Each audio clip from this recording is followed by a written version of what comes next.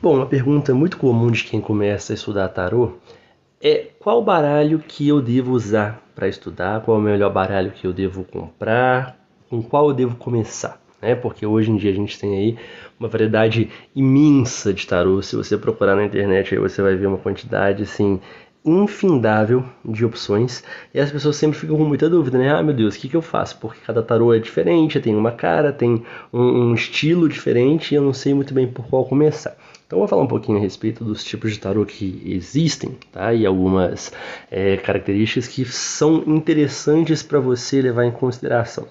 Vamos lá. A primeira coisa que a gente tem que lembrar é o seguinte: tipos de tarô, categorias de tarô de fato, só existem três, tá? Então a gente tem o tarô de Marselha, o tarô de Thoth e o tarô de Rider-Waite-Smith, tá?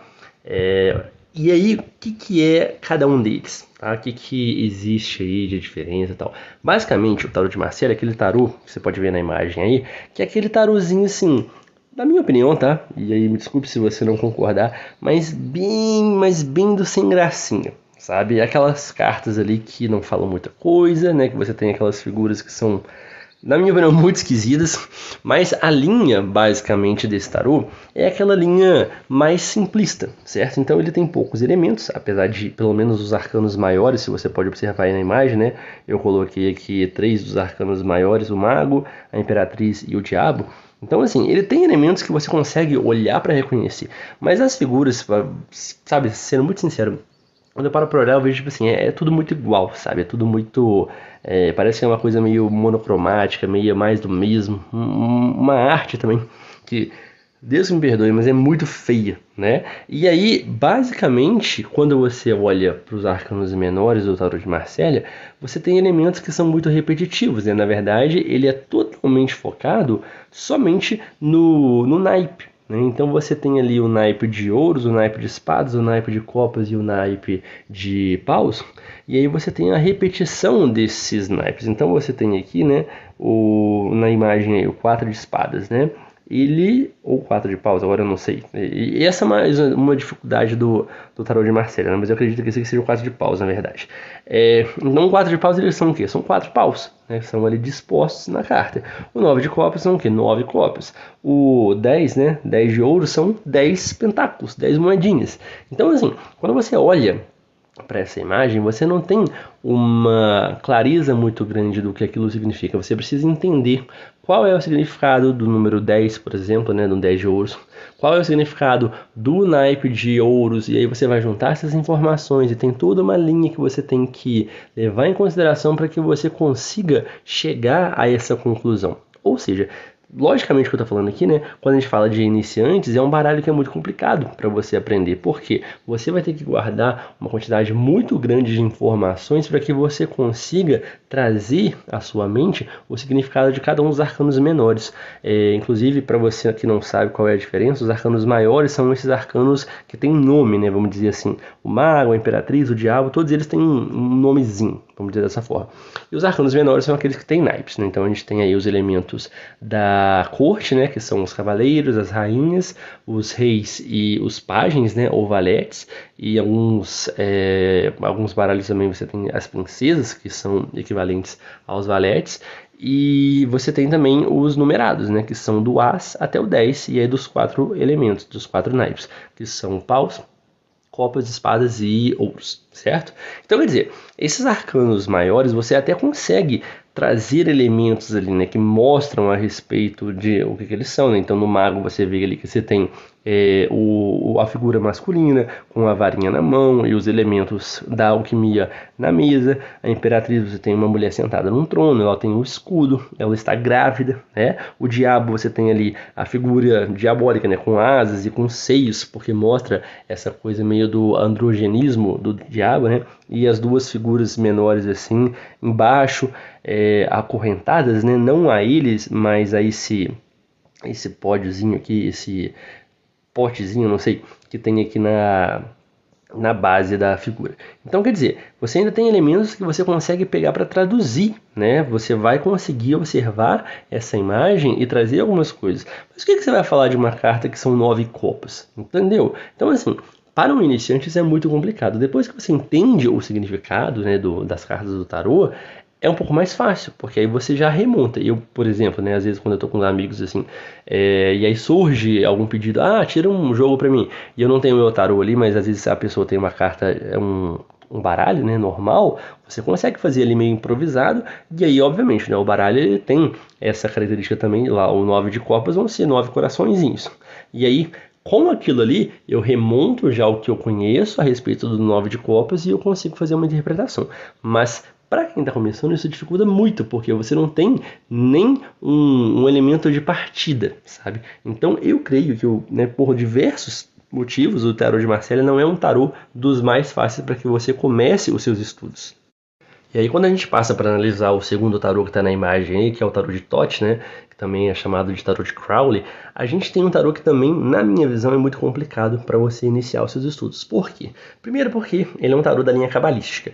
E aí, esse tarô ele é muito mais usado para quem tem interesse em trabalhar com magia, né, coisas mais sutis. Não é um tarô tão ligado assim a elementos do dia a dia. Então não é aquele tarô que você vai usar para falar tipo assim, será que fulano vai me ligar? Será que fulano vai voltar? O que fulano sente por mim? Não é um tarô que é muito voltado para esse elemento. Você pode ver que ele tem uma simbologia própria também, e é uma simbologia que também não se traduz tanto com situações do dia a dia, então você não vê ali necessariamente pessoas, né? São todos elementos assim muito mais complexos. A simbologia do tarô de Thoth ela é extremamente complexa, você tem muitos detalhes em cada imagem e cada um desses detalhes tem uma gama imensa de significados, ou seja, é um tarô também que você tem que ter um conhecimento muito grande a respeito desse simbolismo, muito grande a respeito do que significa cada um desses detalhes dentro do tarô.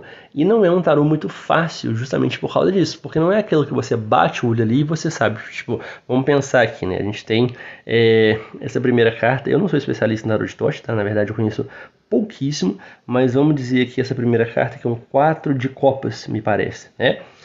A de cima ali na extrema esquerda. Então, aí a pessoa vai chegar para você e perguntar, tá, o que fulano sente por mim? Aí você vai ali, iniciante, tira um 4 de copas desse aí. O que você lê numa situação dessa? Complicado, sabe? Então, novamente, o simbolismo ele é muito importante para o iniciante. Por quê? Porque é uma situação em que você, às vezes, vai ter uma dificuldade muito grande de conseguir perceber esse simbolismo. E, novamente, eu sou obrigado a dizer, né? Eu também acho o tarô de Thoth um tarô muito feio. Eu sou uma pessoa assim que gosta desse senso estético, né, que tem essa preocupação em ver um baralho bonito. Eu tive muito problema, inclusive, para encontrar um baralho que eu gostasse de fato, e mais para frente no vídeo eu vou falar qual que é o tarô que eu uso hoje, mas é porque eu falei assim, não, eu quero um tarô que seja simbólico, né, que tenha ali imagens que sejam claras, que sejam interessantes para a questão de interpretação, porque afinal de contas, quando você está fazendo uma leitura, você olha para aqueles símbolos e as ideias elas se traduzem através desses símbolos. Mas eu queria alguma coisa que fosse bonita também, né? E aí, até agora, no quesito beleza, né? Claro que a gente tem bastantes cores aqui no tarô de Thoth, mas não é um tarô bonito. Especialmente quando você observa aqui as figuras, né? Humanas e até animais mesmo que a gente tem, você vê que são figuras assim, tipo, tá, né? É um desenho que às vezes parece tipo assim, não vou dizer que parece que foi feito por uma criança, mas não se afasta muito disso. Então não é um tarô que esteticamente me agrada, mas também a questão do simbolismo dele é muito importante. E aí finalmente a gente chega ao tarô de Rider-Waite-Smith, né? Esse tarô tem esse nomezinho grande aí, porque na verdade ele leva o nome das 3 pessoas que contribuíram para a existência dele, né? Se eu não me engano agora, Rider foi o editor, né? O Waite foi aquele que escreveu as cartas, ou seja, olha, eu quero que seja dessa forma, assim. E a Smith, né? É a Pamela Smith, que foi a pessoa, a mulher que criou os desenhos de fato, né? Foi ela que ilustrou essas cartas. E aí ele leva esse nome justamente em homenagem aos 3 que contribuíram aí para a criação. E esse, na minha visão, é o tarô mais indicado para você que vai começar a estudar tarô. Porque olha só como ele é muito mais claro do que os outros, né? Ele tem ali imagens que, primeiro, elas são bastante coloridas, mas não é um colorido assim que é pesado, não é um colorido que chama a atenção no sentido de cansar a vista, e ao mesmo tempo ele tem elementos que você olha e você fala assim, tipo, aqui eu consigo entender mais ou menos o que está acontecendo, né? Claro que tem cartas que têm simbologias que são um pouquinho mais complicadas, a Roda da Fortuna é uma delas, por exemplo, né? Mas se você olhar ali, por exemplo, o Hierophante, né? que é o Papa, a figura do meio ali em cima, você tem o quê? Uma figura religiosa, né? Em cima de um altar, duas pessoas embaixo, então você já consegue ali entender mais ou menos o que existe, né? Dentro desse contexto. Certo? Então não é uma coisa que você fica tipo assim, totalmente fora. Então, poxa, o que uma figura do Papa representa pra gente? Representa a ordem, representa doutrina, representa respeito, representa uma coisa em que você vai seguir protocolos, certo? Então o que é um sentimento de um Papa? É uma coisa que é muito mais protocolar. Não é aquela coisa que vai assim, explodir de paixão, fazer grandes gestos amorosos, mas é uma coisa que é muito mais comedida, é uma coisa muito mais compromissada, é aquela que mantém a palavra dada. Você entende como é que a gente consegue trazer esse simbolismo pra gente, né? Se você olhar ali também embaixo, né, no lado direito, você tem aqui o 8 de espadas. O que é o 8 de espadas? Olha, você vê que é uma carta que fala de restrição, é uma carta que fala de você estar ali, às vezes, dentro de uma armadilha, de um lugar onde você não consegue se mexer, você também não tem uma visão muito clara, afinal de contas a pessoa está vendada, né? É uma mulher que está vendada, e aí tem vários elementos que você consegue trazer para essa leitura também, à medida que você vai se aprofundando nos símbolos. O que eu quero dizer é o seguinte, perceba como o tarô de Rider-Waite-Smith, ele é muito mais simbólico, ele tem muito mais elementos que são interessantes para que a gente consiga entender de fato o que acontece. E aí, se você observar na imagem agora, né, eu trouxe uma comparação aqui entre os 7 de ouros dos 3 tarôs que eu falei a respeito, né? Então, o tarô de Marcélia, Thoth e o Rider-Waite-Smith. E aí perceba o seguinte, olha só, como o Marcélia ele é muito simplista, né? Você tem ali basicamente 7 pentáculos e você tem o que parecem ali algumas florezinhas, e é tudo que você tem a respeito de como você consegue interpretar, né? No tarô de Thoth você tem também os 7 pentáculos, mas você vê que a cena ela é muito mais obscura, né? Tem uma coisa assim que você observa e fala, poxa, parece que tem alguma coisa ali meio pesada, né? Um clima meio sombrio, uma coisa que não traz uma energia muito boa. E se você observar, né, ali embaixo, em cima de onde está escrito discs, né, que é seria o ouros, né, o naipe de ouros no inglês, você tem uma palavrinha escrita failure, né, que é derrota, falha, fracasso no inglês. E aí você vê o quê? Que é uma carta que fala de um momento ruim, né? Um momento que é muito difícil. Então você vê que essa simbologia, ela conversa muito com o que está escrito ali na carta. Agora observe que no tarô de Rider-Waite-Smith, né, o 7 de ouros é uma pessoa ali, um agricultor, né, que está observando os frutos daquilo que ele fez, do trabalho que ele realizou, né? A gente fala aqui no Rider-Waite-Smith, o 7 de ouros é o momento da colheita. Então você está recebendo os frutos daquilo que você plantou lá atrás. E por mais que exista um quê de fominha no 7 de ouros, né, quando a gente fala aqui no Rider-Waite, existe o fruto, ou seja, você está comendo, você está de barriga cheia, mas você ainda quer mais, sabe? Mas existe a satisfação, só que existe uma coisa de tipo assim, também eu quero mais. E por que eu estou trazendo esses 3 aqui? Observe principalmente a diferença entre o significado de 7 de ouros no tarô de Thoth e o significado do mesmo arcano no Rider-Waite, né? E aí você vai perceber o quê? Que são totalmente opostos. E aí você vê, né? Existe uma diferença entre a linha simbólica, né? Que é a do Rider-Waite, e o tarô cabalístico, que é o Thoth, né? Ou seja, no Q1, né, no Thoth, o 7 de ouros é uma coisa ruim, porque na verdade é uma falha, né? Você está decaindo ali, a sua energia ela está se direcionando para baixo, né? No Rider-Waite você tem o quê? Uma coisa boa, porque é uma colheita, né? Apesar de existir a insatisfação, você ainda está colhendo bons frutos. E aí você percebe o quê? Já de cara, só de você escolher o tipo de tarô, né? A linha de tarô diferente, você já tem diferenças significativas entre os arcanos. Então, uma coisa também que é muito importante levar em consideração é que você não pode ler uma linha de tarô da mesma forma que você lê a outra. Então, se você opta por um tipo de tarô, você tem que se aprofundar naquela linha, porque cada tipo de tarô, né, cada linha de tarô tem o seu significado. Então, tome cuidado para você não modificar. Às vezes você vai ver, por exemplo, no Personare, né, que é um site onde você consegue fazer umas leituras de tarô. Você tem lá o tarô de Marselha, é o tarô que eles usam. E aí, às vezes você conhece alguma coisa do Rider-Waite, e aí você vê uma carta lá que tem uma interpretação, e você vê, tipo, mas não é isso que eu conheço desse arcano. Por quê? Porque cada um desses tarôs, ele tem uma forma diferente de falar sobre certo arcano. Então, a gente não pode fazer um paralelo entre um e o outro. Tem que entender que são linhas completamente diferentes e você tem que se aprofundar naquela linha se você quiser conseguir entender bastante a respeito daquilo, certo? Agora, como eu falei, né, o Rider-Waite é o tarô que eu indico. Por quê? Porque o simbolismo dele é muito mais fácil, é muito mais claro e, principalmente, é muito mais voltado também para essas questões do dia a dia que a gente aborda geralmente em consultas, né, que é o interesse da maioria das pessoas. Se você não é de uma ordem magística, se você não é de alguma outra coisa que mexa com magia e questões afins, você geralmente vai preferir também essa linha simbólica. Por quê? Porque é aquela que vai falar justamente dos assuntos que a gente se interessa no dia a dia, né? Ah, será que eu vou receber o pagamento que eu tenho para receber? Será que eu vou mudar de emprego? Será que fulano vai me procurar? Vai aparecer alguém para eu namorar? Coisas assim, né? O tarô de Rider-Waite, ele é muito mais versado nesses temas que interessam a gente no dia a dia. E aí, nesse próximo slide aqui, eu vou mostrar para vocês algumas alegorias do Rider-Waite, porque você vai falar tipo assim, não existem só 3 tipos de tarô, existem um monte de tipos de tarô. Na verdade não, existem 3 linhas principais, que são essas que eu mostrei, e dentro de cada uma dessas linhas você tem variação. Só que o que mais se popularizou, justamente pela facilidade do simbolismo, foi o tarô de Rider-Waite, né? E aí a gente tem hoje em dia, porque existem as editoras, e elas logicamente têm a necessidade de sempre criar algum tarô novo para que elas continuem vendendo, né? Isso aí, afinal de contas, é um negócio.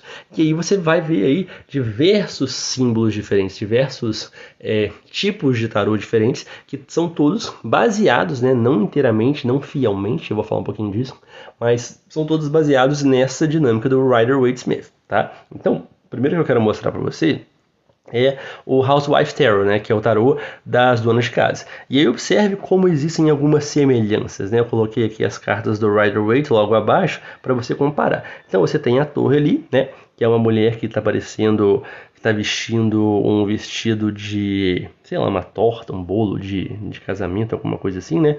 É algo com vegetais ou frutas, me parece. E aí ela está mais ou menos no formato da torre, né? Você tem a lua também, e aí tem uma lua muito grande ali no tarô das donas de casa, e logo abaixo, né, você tem a lua do Rider-Waite para você fazer uma comparação, e aí você tem o mago ali também, tá, no tarô das donas de casa, que é um homem, né, com uma maquinazinha de lavar, e o mago tradicional, né, do Rider-Waite-Smith, que é aquele homem que está ali com os 4 elementos na mesa e a varinha apontada para cima, né, ao mesmo tempo que ele aponta para baixo. E aí, olha só, o que eu quero trazer de reflexão aqui já de início? Observe como esse tarô, né, das donas de casa é um tarô bonito. Ele tem um significado, ele tem uma coisa no sentido de, tipo assim, olha só, vou aqui trazer um simbolismo, né? Vou pegar uma ideia central, são que as donas de casa ali dos anos 60, se eu não me engano. E aí, a partir disso, eles pegam elementos do tarô Rider-Waite e falam, tipo, olha, eu vou focar nesse elemento aqui. E aí eu trago a carta para mostrar aquele elemento que eu quero elucidar. Então, agora observe como isso pode às vezes trazer uma dificuldade na interpretação, especialmente se você for iniciante. Por quê? O que é a torre, né? Vamos pensar a torre do Rider-Waite-Smith, que é essa aqui de baixo, né? Que você tem de fato uma construção sendo atingida por um raio, certo? A gente tem aqui um arcano que fala sobre rompimento de estruturas, sobre um momento na vida em que você acaba sendo, vamos dizer assim, entre aspas, né, jogada para fora do cavalo, porque afinal de contas você estava ali com um ego muito alto, achando que você tinha o domínio de toda a situação, que você estava, como diz, por cima da carne seca, e aí a vida vem e te dá uma pancada e você cai no chão. Ou seja, tudo aquilo que não tinha uma estrutura real, né, que foi construído em cima de uma coisa que não era sólida, ruim. Por quê? Porque você não tem a estrutura. E você tinha o ego tão grande que o que acontece? O raio vem, bate na tua cabeça, né? Tira sua coroa, observe ali a coroa da torre. Então, quer dizer, toda aquela pompa que você tinha, toda aquela coisa de tipo, né, eu sou o dono do mundo, né? Eu sou a dona do mundo, eu tô aqui, a rainha da cocada preta. E aí, de repente, aquilo tudo cai. Quando você observa o tarô das donas de casa, né, a mesma carta da torre, ela não tem esses elementos. Você percebe, tipo, a cara dessa pessoa aqui é uma cara feliz. Ela tá com uma cara assim, tipo, meio sem, olha só, né, aquela cara de que, tipo, não dou bola pra você, entendeu? Tem uma coisa um pouco snob, tem uma coisa um pouco, tipo assim, né, eu não tô nem aí. Uma interpretação que a gente poderia fazer disso aqui é o seguinte, olha só, você tem uma mulher, né, que ela tá ali toda se achando, ela tá, tipo, eu sou linda, maravilhosa, né? Me idolatrem, certo? Só que ela está sobre um vestido aqui, parece uma base de sustentação, alguma coisa, que é fraca, né? Seja lá o que for isso aqui, não sei se é uma torta de vegetais, se é uma gelatina, né? Não sei, tem alguns aspectos aqui. Mas de qualquer forma, você observa isso aqui, você olha o seguinte, parece que isso aqui não tem sustentação. Não parece aquela coisa mole ali que se você der um peteleco, né? Der uma encostada, aquilo vai cair. Então a ideia é mais ou menos essa, que tipo, você tem uma mulher ali, que ela tá, né? Se achando, mas ela tá sobre uma coisa que não é forte, não é sustentável. Então qualquer um que vier e der uns barros nela, ela vai cair. Em essência, é a mesma ideia da torre, mas o que acontece? Esses elementos, eles são muito mais claros na carta original da torre do que, de fato, na carta que ela é alegoria, né? Que é esse tarô aí das donas de casa. Então, não é uma coisa tão fácil de você perceber se você não tiver um conhecimento mais consolidado a respeito disso. Se você não conseguir extrair esses elementos da sua leitura de um conhecimento prévio. E é óbvio que isso para isso é necessário um estudo muito grande para que você tenha essa coisa, essa percepção. E numa leitura que você vai fazer ali na hora, de repente você vê tipo, uma mulher cujo corpo é uma gelatina de vegetais, não é aquela coisa que vem assim, tipo, eu entendi, né? Então, sei lá, a pessoa pergunta para você, o que ele sente por mim? Aí você vê uma mulher em cima de uma torta de vegetais. Tipo assim, ele sente o quê? Abacate? Entendeu? Rabanete? É uma coisa que não vai fazer muito sentido para você no primeiro momento. Então isso pode fazer com que a leitura ela fique um pouco mais truncada. Se a gente observar a lua também, né? No tarô das donas de casa, é uma mulher dormindo, né? E ela tá dormindo ali com uma cara de bastante confortável, né? Parece que tem um cremezinho ali do lado da lua, né? Um creme para cabelo. Uma outra coisa que me parece também um calendário, mas eu não tenho certeza, não dá para ver muito bem na imagem, certo? Mas aí, observa os elementos da Lua quando você olha o tarô de Rider-Waite-Smith, né? Você tem o lagostim saindo do rio, né? Você tem ali os lobos uivando para a lua e você tem a lua eclipsando o sol, né? E as duas torres ali atrás, ou seja, tem muitos elementos. Cada um desses elementos simboliza uma coisa. E aí, a carta da lua, dentre outras coisas, fala sobre a confusão mental, fala sobre uma clareza de ideias. Então, você não tem muita clareza a respeito daquilo que você está sentindo, daquilo que você está pensando. Então, existem muitas paranoias, muitas questões densas quando a gente fala da carta da lua, né? A carta da lua é uma carta muito difícil em todos os aspectos. E aí, quando você olha para o tarô das donas de casa, ele não traz esse aspecto difícil, ele não traz esse aspecto no sentido de que, tipo assim, opa, né, parece que é uma carta densa, que é uma carta complicada. Não, tipo, a lua tá sorrindo, a mulher tá ali toda, né, se querendo, dormindo, às vezes está tendo um sono muito bom, um sonho muito interessante. Então, quer dizer, você não consegue acessar esses elementos, né? E quando você pensa no mago também, olha só, o mago com os 4 elementos, né? Falou sobre esse domínio dos 4 elementos, falou sobre alguém que está iniciando alguma coisa, que tem muitas oportunidades à sua frente, é alguém que às vezes não se aprofunda em nada, né? Todos esses elementos você consegue traduzir quando você olha o arcano do mago. Agora, quando você vê um cara com uma máquina de lavar, tipo assim, é claro que para uma mulher dos anos 60, a máquina de lavar era como se fosse um mago, né? Porque para a dona de casa tirava todo aquele peso de você ter que fazer as tarefas domésticas e lavar roupa na mão é uma coisa terrível, né? Assim, terrível não, né? Mas assim, é chato pra caramba, né? Todo mundo sabe. Você tem que ficar ali esfregando, põe de molho, bate aqui, lá, né? E dá um trabalho danado. E com a máquina de lavar, você simplesmente joga lá dentro, coloca o sabão em pó, amaciante, liga ali o botãozinho e tchau, sabe? Vai fazer suas coisas, vai viver a sua vida. Adiantar outros serviços ou então ficar de pernas pro ar. Então, quer dizer, é um momento mágico para uma dona de casa do século sei lá, dos anos 1960, entendeu? Então, quer dizer, é uma coisa que revolucionou, sabe? É uma coisa que faz assim, tipo, nossa, isso aqui realmente é a magia dentro de casa. Então, obviamente, esse elemento tem. Agora, como é que você vai falar, tipo assim, novamente voltando para a questão, né? O que fulano pensa sobre mim? Ele pensa que eu sou uma máquina de lavar? Então, assim, são coisas que truncam muito o pensamento na hora que você vai fazer a leitura. É óbvio que se você conhecer os atributos do mago, né, você vai entender, você vai conseguir fazer muito mais facilmente. Mas o próprio tarô, né, quando ele é uma alegoria do tarô original, ele não tem elementos tão fortes assim, ele não tem tantos elementos. Você vê, tipo, eu peguei um elemento aqui do mago, que é o quê? A rapidez, né? A versatilidade, e aí eu transformei o quê? Na máquina de lavar, porque é uma coisa que para a dona de casa dos anos 1960, isso era magia, isso era uma coisa versátil, era uma coisa que dava rapidez para ela, que dava a possibilidade de ela fazer outras coisas enquanto a roupa estava lavando, ou seja, tudo reflete o mago, mas você percebe que, tipo assim, não reflete todas as características do mago, reflete uma delas. Então, por mais que a alegoria ela seja interessante, por mais que reflita os aspectos, né, alguns aspectos de maneira fiel, você vê que se perde muito do conteúdo quando você faz essa alegoria. E, obviamente, isso aí acaba prejudicando a sua própria leitura, né? Eu vou pegar um outro exemplo aqui, que é o tarô zumbi.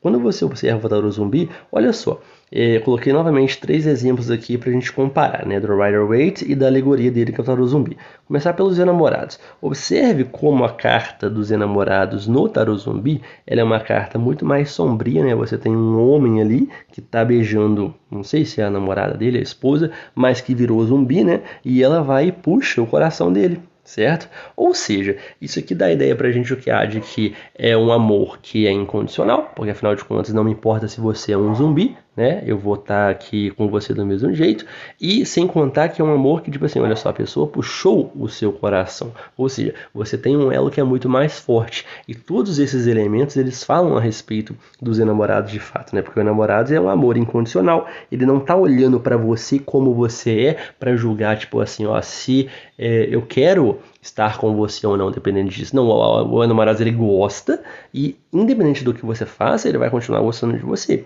e vai querer continuar ficando com você, percebe? Então, quer dizer, existe esse elemento muito claro aí.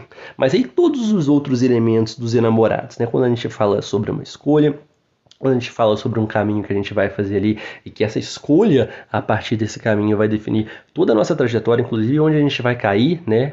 Inclusive quando a gente pensa no ciclo dos arcanos maiores, né? Se você vai cair num caminho de evolução, num caminho de dor, e aí não só isso, mas também você tem todos os elementos bíblicos aqui que estão expostos, né? Porque o tarô ele tem essa coisa, não é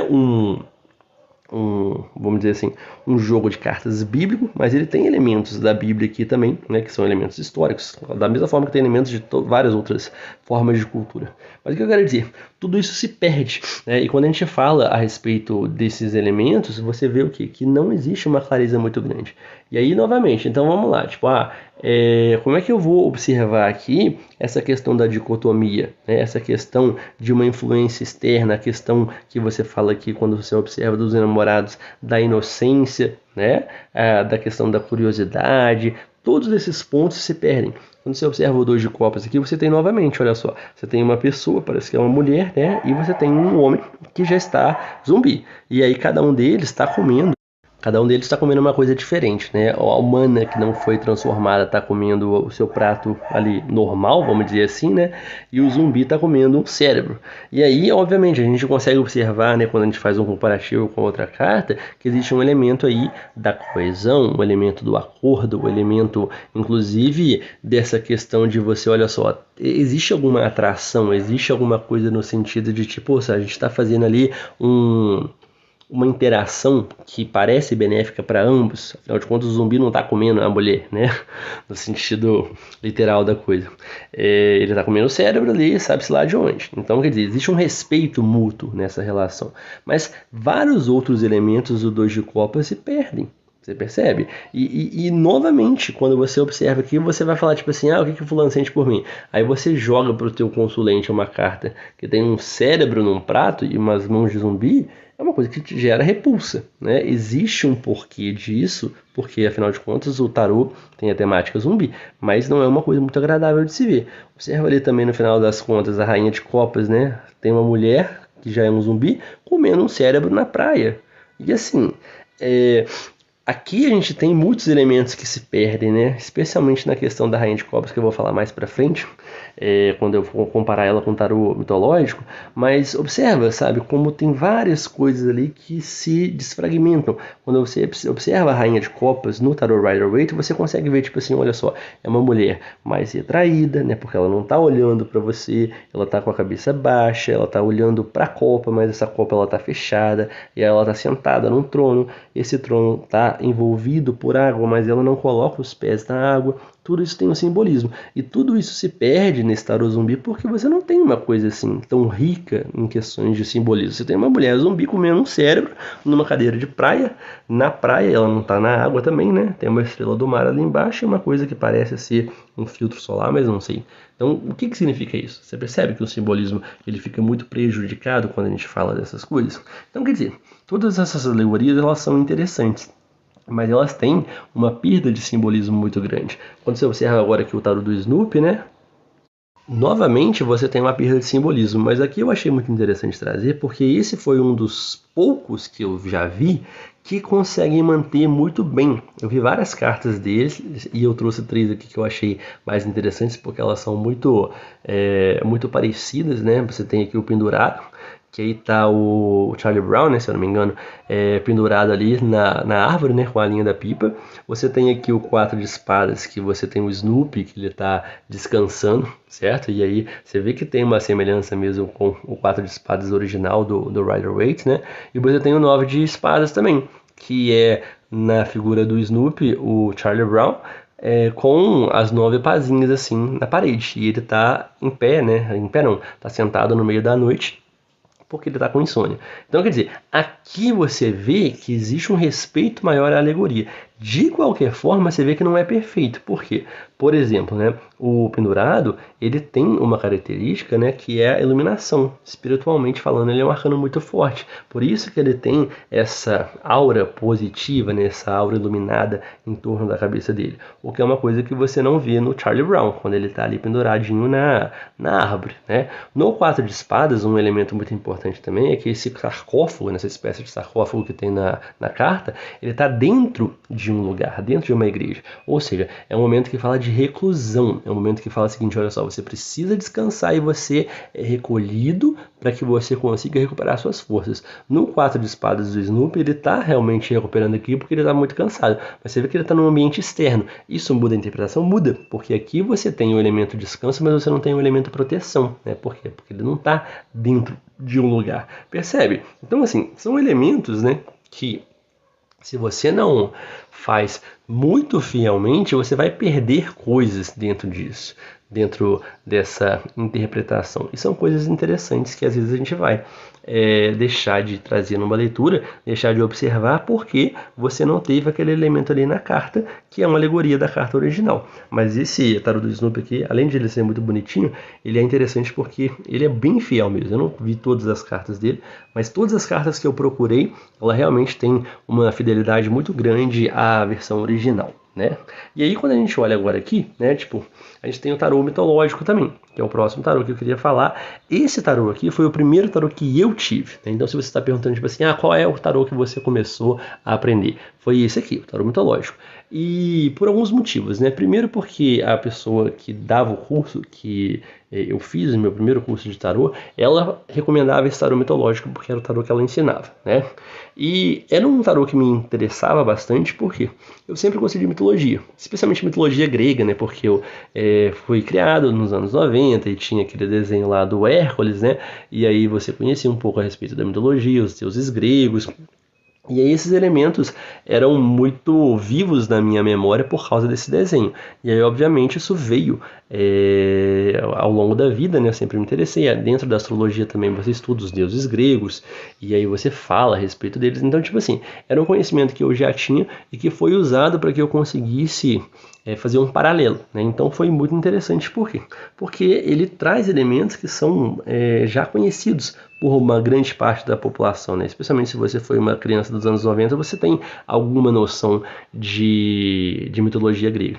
E você vê, tipo assim, por exemplo, o mago é Hermes, né? Que é aquele deus trapaceiro, né? Que gosta de pegar peças nas pessoas e que ele é muito brincalhão também. Ele trabalha com os elementos. Você vê que o pendurado aqui, ele é o Prometeu, que é aquele que roubou o fogo dos deuses, né, para trazer para a humanidade. Depois ele foi preso numa rocha por Zeus. A morte é Hades, né, que é o deus do submundo, dentro da mitologia grega. E aí você tem ali, por exemplo, o Ás de Copas, né, que tem a deusa Afrodite, também que é a deusa do amor. Então você fala copas, né, tipo, tudo a ver com o amor. Você tem outros elementos aqui, figuras um pouco menos conhecidas, né, nessas outras cartas que estão de exemplo aqui, mas todos eles têm uma base em algum mito grego.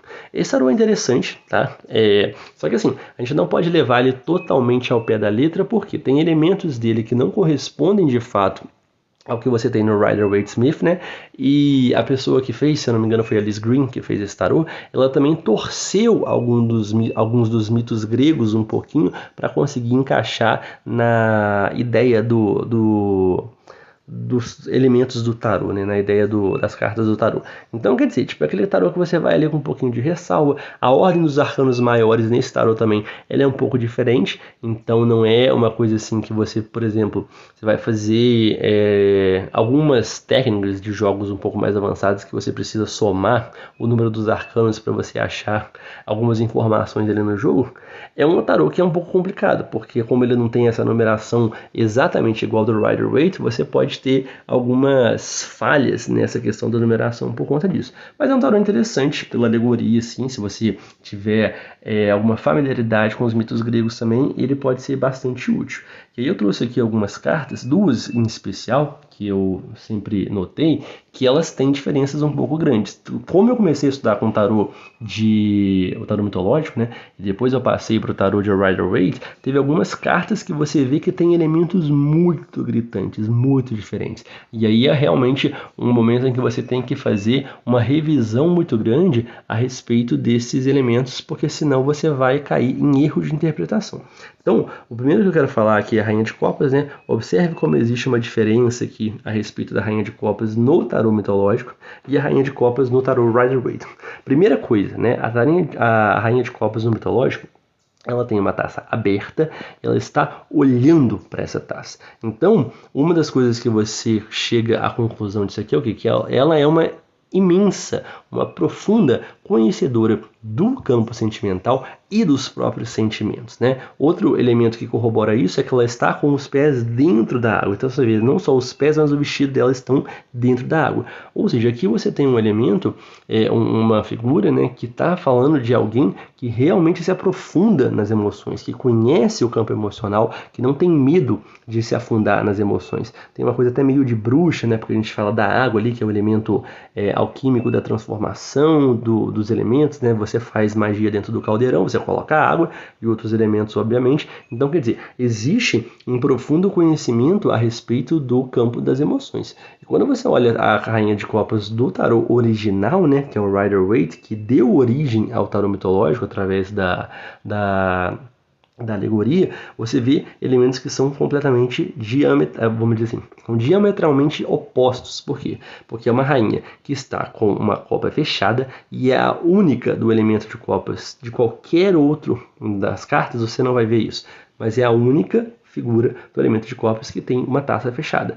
Isso significa o quê? Que ela não tem acesso às emoções, que ela não sabe quais são os sentimentos dela. Essa é uma característica muito importante da Rainha de Copas. Por quê? Porque ela não consegue acessar os próprios sentimentos, ela não consegue saber o que ela quer. Ela está sempre ali em função do outro, né? O outro quer isso, eu faço. O outro quer aquilo, eu faço. Mas o que eu quero? Ela não sabe. E é por isso, justamente, ela não tem os pés dentro da água. Por quê? Porque ela não acessa, ela não toca as emoções. Ela está circundada por essas emoções, mas ela está totalmente sem saber quais são essas emoções. Ela é totalmente ignorante a respeito dessas emoções. Então você percebe como são cartas assim extremamente diferentes se você observar só esses dois elementos, sabe? Uma você fala tipo assim, não, essa aqui conhece as emoções, ela sabe. A outra você fala, tipo, a mulher aqui não tem a menor noção do que ela está sentindo, certo? E esse é realmente o sentido original, né? Porque afinal de contas o tarô Rider-Waite é o primeiro da linha simbólica, né? Depois, quando você observa aqui o 2 de ouros, você tem outro elemento muito interessante. Quando você observa o 2 de ouros do Rider-Waite, você vê que tem uma figura ali que está com 2 pentáculos, um em cada mão, né? Ele parece que está fazendo uma espécie de malabarismo. Tem esse símbolo aqui da Lemniscata, né, que é o símbolo do infinito.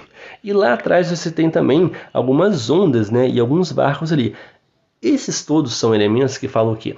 Da imprevisibilidade do 2 de ouros. Porque o 2 de ouros ele fala de situações que acontecem com a gente, que são imprevistas e que a gente não consegue mudar, mas que tiram a gente daquela rota, tiram a gente daquele caminho. Ou seja, é alguma coisa que vai fazer com que a gente tenha que sair daquele programado ali e ela vai fazer com que aquilo seja impossível de você evitar, né? É o elevador que quebra na hora que você vai descer para a entrevista de emprego, é o acidente de carro que acontece, você não consegue sair dali porque o trânsito fica engarrafado, qualquer coisa do tipo que vai provocar um atraso, né, de alguma coisa que você queira. Não é um atraso definitivo no sentido de te impedir totalmente, mas naquele tempo ali do jogo você não vai conseguir chegar àquela coisa, né? Então tem um elemento de imprevisibilidade, tem um elemento de você ser incapaz de mudar isso. E quando você olha o 2 de ouros do tarô mitológico, não tem nada disso. Você não consegue ver esse elemento. Você consegue ver o quê? Que alguém está começando um trabalho, né? Ele ainda está, de certa forma, amador. Você tem ali algumas ferramentas, alguns utensílios, você tem algumas coisas que foram feitas ali, mas de uma forma ainda muito primitiva, certo? E só. Sabe? Onde é que existe o elemento de imprevisibilidade aqui? Você pode, no máximo, inferir. Você fala, tipo assim, a pessoa está começando um trabalho, então ela não sabe ainda dos desafios que ela vai enfrentar, tal. Mas de onde que você tira aqui a interpretação de que vai acontecer alguma coisa imprevista e que vai atrapalhar os seus planos, né? Que vai adiar os seus planos? Não tem. Então você vê que esse tarô, ele não mostra essa forma, né? Ele não mostra essa interpretação. Então assim, é um tarô interessante? É. Mas ainda assim eu recomendo que você comece com o Rider-Waite puro mesmo. Por quê? É aquele que vai te trazer elementos muito mais fáceis para que você consiga interpretar de forma mais assertiva dentro do que os criadores desse tarô quiseram de fato trazer, certo? E aí talvez você me pergunte agora, né, tá, e qual que é o tarô que você usa? Eu não tenho um tarô Rider-Waite-Smith. Por quê? Porque apesar de ser um tarô muito interessante, né, eu não acho um tarô muito bonito, certo? Ele tem ali a sua beleza, mas os traços também eu acho assim, são meio tipo, muito ali, né, meio uma coisa infantil e tal, e eu sou meio chato para essas coisas de fato. Então, eu demorei muito, mas um tarô que eu por acaso, né, cheguei a ver, e não é nem um tarô raro, nem nada disso, mas que um dia eu tava passando assim, aí eu fui ver e vi um vídeo e eu achei ele lindo, maravilhoso, que é o que? O Golden Art Nouveau Tarot, né? Tarot, vou falar em inglês, que é o que? É um tarô que tem esse estilo Art Nouveau, né? Que se eu não me engano é um estilo da escola francesa, pelo menos o nome é francês, né? E ele é dourado. Então, tipo assim, são duas coisas que eu gosto. Primeiro, que o desenho dele é muito bonito, sabe? Tipo, ele é um tarô que você vê todas as cartas, elas têm traços, assim, muito bem feitos, muito arrumadinhos, muito bonitinhos, sabe? E ele é todo em temas dourados. Então, quer dizer, é um tarô lindo, lindo, lindo de jogar. Às vezes força um pouco a visão, por ele ser muito dourado, né? É aquela coisa muito assim, mas depois que você acostuma também, não é nada terrível, né, de você conseguir enxergar. E aí eu trouxe duas cartas aqui só para você comparar, a versão do Rider-Waite e a versão do Art Nouveau, né? A lua ela tá um pouquinho amarelada, não achei uma imagem melhor dela na internet, mas você vê que a carta da morte ela traduz bem o que é a carta de verdade mesmo, né? E observe como os elementos são fiéis, né? Você tem ali na carta da lua, né, os dois lobos, o lagostim saindo no lago, as torres lá atrás, o sol eclipsado pela lua, né? Você tem aqueles raiozinhos ali, né, que saem do sol também. todos eles são muito fiéis. Você vê que tipo assim, os elementos eles estão todos ali, só que os traços são tão mais bonitos, as proporções são tão respeitadas que você olha para aquilo e você fala, cara, tipo, é muito lindo, sabe? Então se você comparar, olha tipo os lobos do Rider-Waite, sabe? São uns negócios esquisitos, parece que é um cachorro de Chernobyl, sabe? Uma coisa meio assim radioativa. Não tem uma beleza. Quando você olha no Art Nouveau, você vê tipo, caramba, sabe? Que coisa bem desenhada, que coisa bonita, né? Quando você olha também a Carta da Morte, né? A Carta da Morte eu ainda acho uma carta mais bonita, mas quando você olha o Art Nouveau, olha como ele bem desenhado, sabe? Você tem um desenho em perspectiva, a morte parece que está tipo assim, vindo para o seu lado, né? E aí passando por cima do rei ali, o Papa também já está na frente, a mulher é criança, você tem mais emoção, sabe? É uma cena que você olha e você traz tipo assim, nossa, sabe? Que desperta uma coisa em você que é muito mais forte, né? Você tem esse traço que mostra o movimento de fato. Então é uma coisa assim que eu acho que ele é muito bonito. Os detalhes dele são muito bonitos, sabe? Todo ele assim é muito bem desenhado, as cores são muito bem escolhidas, né? E tem o tom dourado também que eu acho que dá um charme muito legal. Então por isso que é esse que eu uso, sabe? Isso é que eu mais uso nas minhas leituras. Claro que aqui no YouTube, né, eu publico a imagem do Rider-Waite original mesmo, porque é a alegoria, vamos dizer assim, inicial, né? Aquele que foi, o que a maioria conhece também, mas assim, tipo, em questão mesmo de detalhe, em questão de traço, eu acho o Art Nouveau muito mais bonito. E uma coisa assim, ele não peca quase em nada na simbologia.